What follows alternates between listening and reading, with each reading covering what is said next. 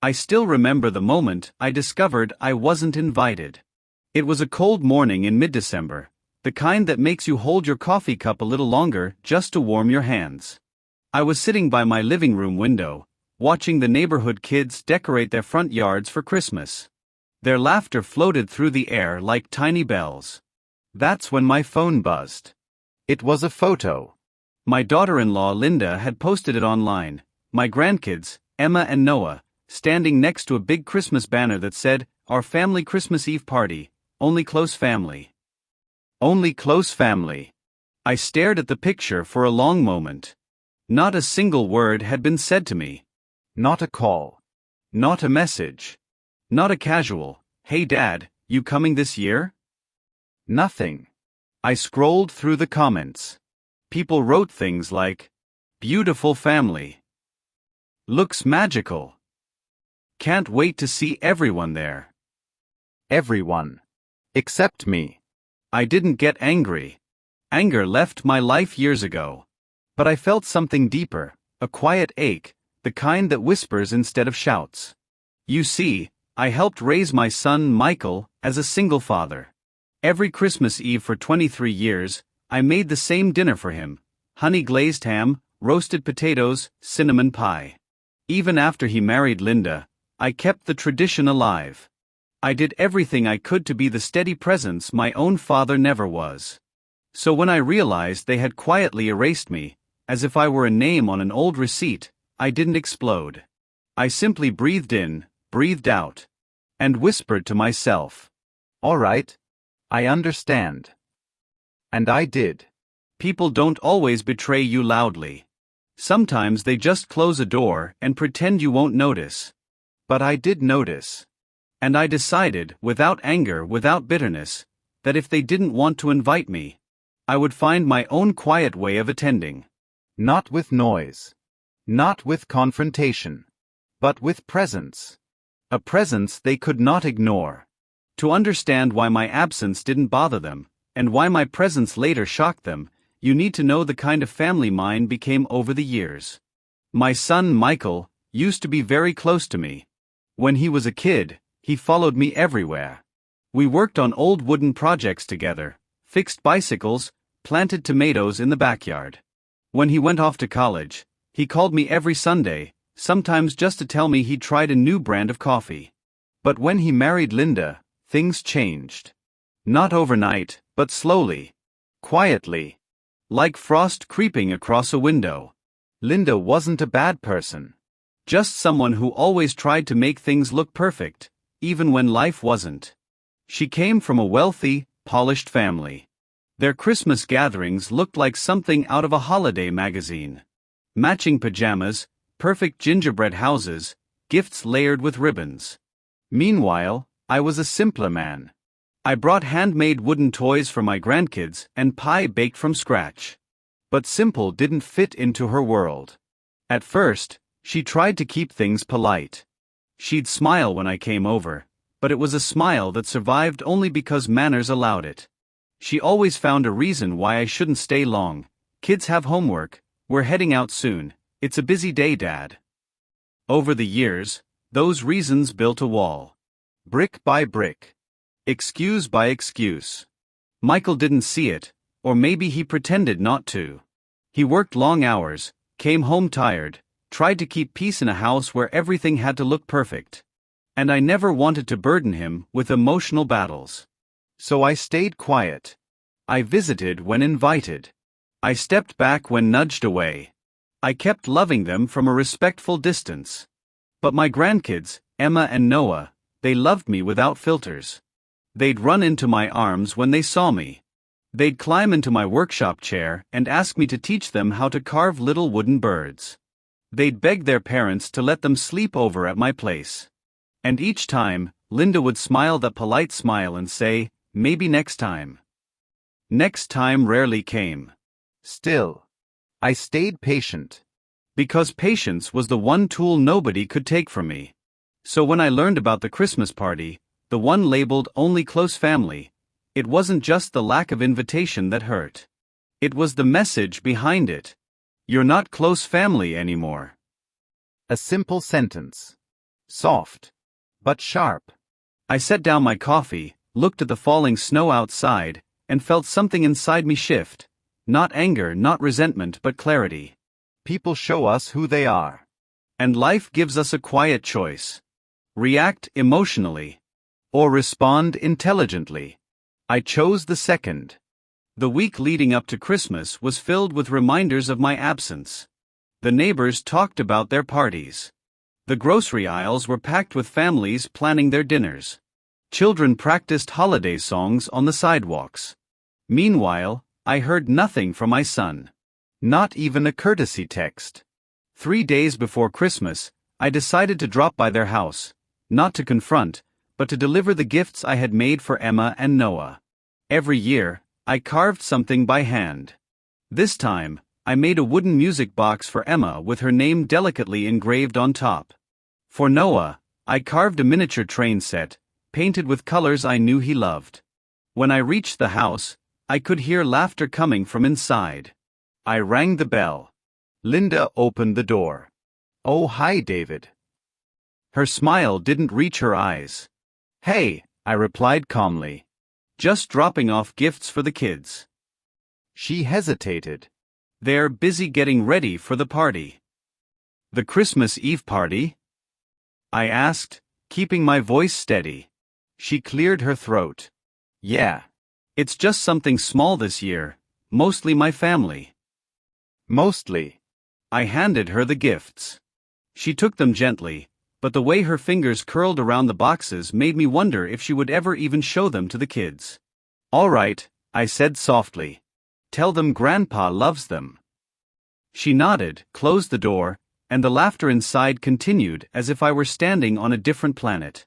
I walked back through the snow, my breath visible in the cold air, and felt not sadness, but a decision. If they wanted a Christmas without me, that was their right. But I wasn't going to vanish. I wasn't going to let my grandkids grow up one day and wonder, why didn't Grandpa ever try? So I prepared a plan. A gentle one. A patient one. A quiet one. See, revenge isn't about hurting someone. It's about reminding them of what they lost, by letting them see it on their own. 2 nights before the party, I called a local bakery, the same bakery that had supplied cookies for my old company every Christmas. I ordered 12 large dessert boxes, each filled with decorated sugar cookies that featured little wooden-style designs. Tiny carved birds, toy trains, and pine trees, all inspired by the toys I used to make for Emma and Noah. On top of each box, I asked them to place a card. "Merry Christmas from David, with love." Then I called a florist I knew. I ordered 2 small winter bouquets, one for each grandchild, with a note tucked inside. For Emma and Noah. I'm always here. I didn't plan to attend their party physically. I just planned to be present, quietly. On Christmas Eve morning, I drove to their neighborhood and delivered the dessert boxes to every single house on their street, including theirs, but I left their box at the porch and didn't ring the bell. As I walked back to my car, I saw neighbors opening doors, lifting boxes, smiling, reading the cards. One even waved and said, "These are beautiful, David." I smiled back. I didn't need Linda or Michael to approve of me. The world was full of people who appreciated kindness. That evening, around 7 p.m., the party began. Cars pulled up. Kids rushed in wearing bright red sweaters. I sat in my own living room, watching the snow fall, sipping hot chocolate, at peace, truly at peace. Until I got a message from my neighbor across the street from my son's house. It was a photo. The grandkids were opening gifts at the party. But they weren't smiling. They were holding my wooden toys. Both of them. Emma was clutching the music box to her chest. Noah held the wooden train like it was the best thing he'd ever seen. And below the photo, my neighbor wrote, "They're asking where you are. Someone said you weren't invited." The kids looked confused. That was when I felt something settle deep inside me. Not revenge. Not satisfaction. But the certainty that everything was about to change. Around 8:15 p.m., my phone buzzed again. A message. From my son, Michael. Just 2 words. Dad, why? I stared at it for a long moment before replying. Why, what son? He replied instantly. Everyone got your dessert boxes. They're talking about how thoughtful you are. The kids are upset you're not here. They thought you'd be coming. I took a sip of my cocoa and wrote calmly. I wasn't invited. He didn't respond for nearly 10 minutes. Then, Dad, I didn't know. Linda told me you said you didn't want to come this year. Ah, there it was. The lie. A soft lie. But a lie all the same. I didn't reply cruelly. I didn't even correct him. I simply wrote, I'm glad the kids liked their gifts. Another pause. Then, Dad, can I come over? I considered it. But no, that would make me the emotional crutch again. Always available when convenient. Never respected. Instead, I wrote, spend the evening with your family, Michael. That's where you should be. We can talk another day. He sent a few more messages. Apologies mixed with confusion. Words trying to patch a sinking ship without fixing the hole. I didn't reply. Not from pettiness, but from clarity. Meanwhile, across the street, the party atmosphere had shifted. My neighbor later told me that when the kids found out I wasn't coming, they started asking questions, loud ones. Why didn't Grandpa come? Didn't we invite him? I wanted him to see my Christmas dress.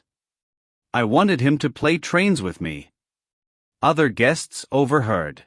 People who had received my dessert boxes, warm, thoughtful, handmade-themed cookies, started looking at Linda differently.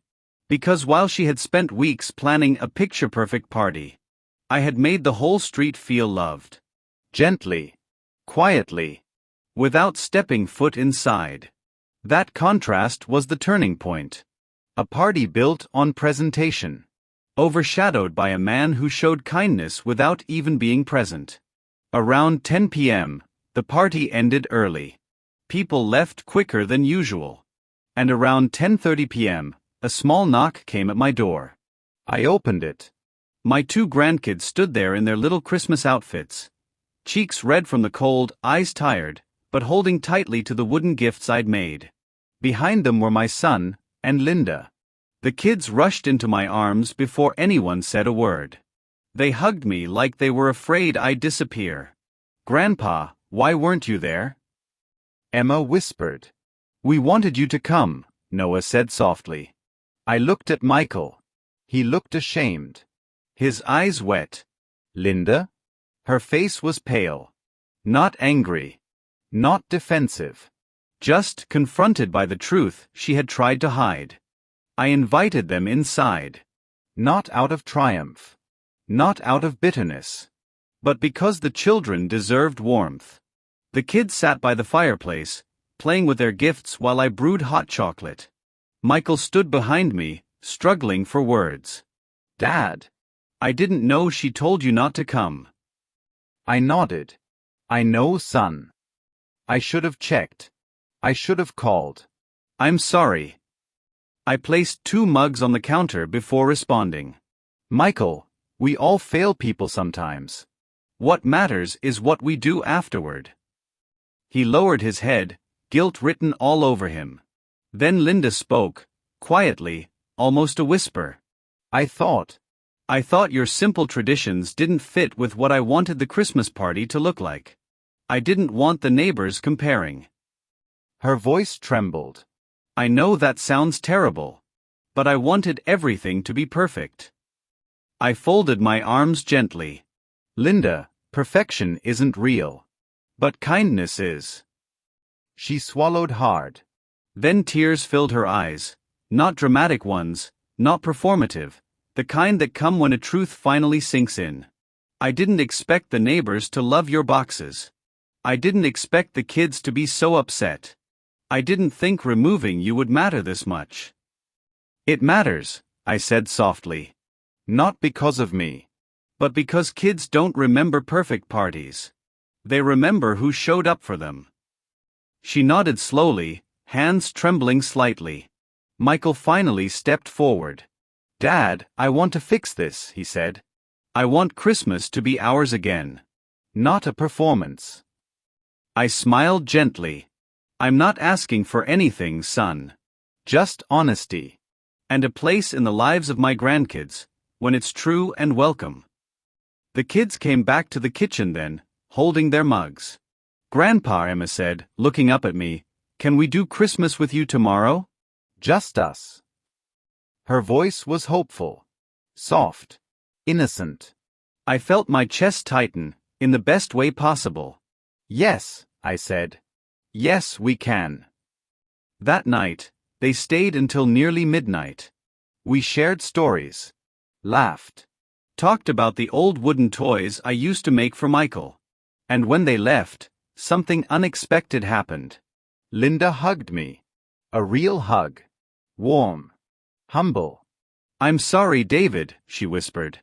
"I didn't say it's okay." Because it wasn't. But I did say, "Thank you." And sometimes, that's enough. The next day, Emma and Noah spent Christmas at my house. We baked cookies that weren't perfect shapes. We decorated a small tree with mismatched ornaments. We listened to old holiday songs that crackled slightly on the speakers. And it was the most peaceful Christmas I'd had in years. Michael came by later with Linda. They didn't bring gifts or fancy dishes.